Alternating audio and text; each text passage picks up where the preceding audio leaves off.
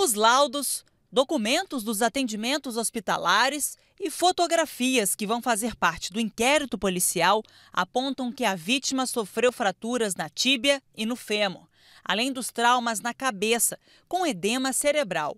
A criança de apenas 3 meses deu entrada no hospital sem vida, com manchas roxas espalhadas pelo corpo. Numa dessas consultas a um ortopedista, foi constatado por 2 semanas seguidas lesões. Numa primeira semana, lesão na tíbia, na segunda semana, lesão no fêmur, tá? O que caracterizava essas lesões com diversos e múltiplos estágios de evolução, caracteriza um meio cruel, uma tortura, a criança era espancada constantemente. O caso chocante aconteceu na cidade de Itaocara, no noroeste do estado do Rio.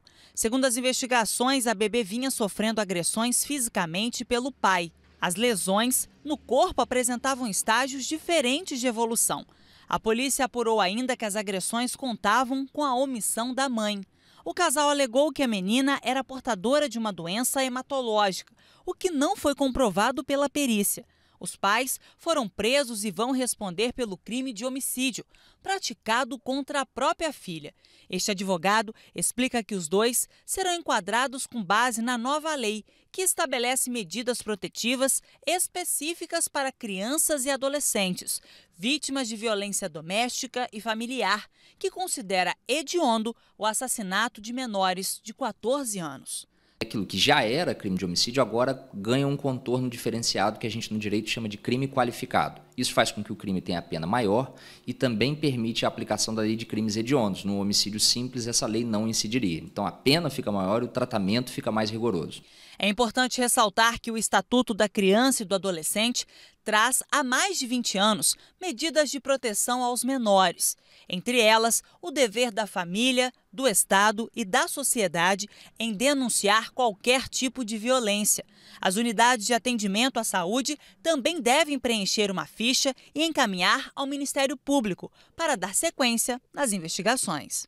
Não cabe ao profissional de saúde, a nenhum profissional de saúde, assistir a uma suspeita, verificar a suspeita de uma situação que possa envolver violência contra a criança e se omitir e não notificar. Você tem uma ficha de notificação compulsória, que é obrigatória e que deve ser averiguado no decorrer do processo se as unidades de saúde que atenderam essa criança preencheram essa ficha, fizeram notícia desse fato ou não.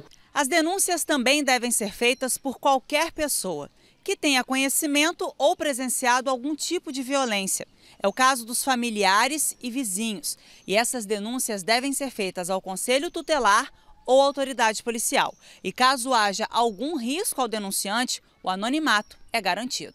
Se você não tem condições, por proximidade, por medo do autor dessas violências, de fazer essa notícia, utilize os canais anônimos. O Ministério Público tem canais anônimos, o Disque 100, que é federal, tem um canal anônimo. O que a gente não pode é como a gente fazia quando tinha violência contra a mulher, de dizer que em assunto de marido e mulher ninguém mete a colher. Assim como a gente tem que meter a colher na violência contra a mulher, na violência contra a criança também, nesse espaço de violência doméstica, a gente também, como sociedade, tem que meter a colher.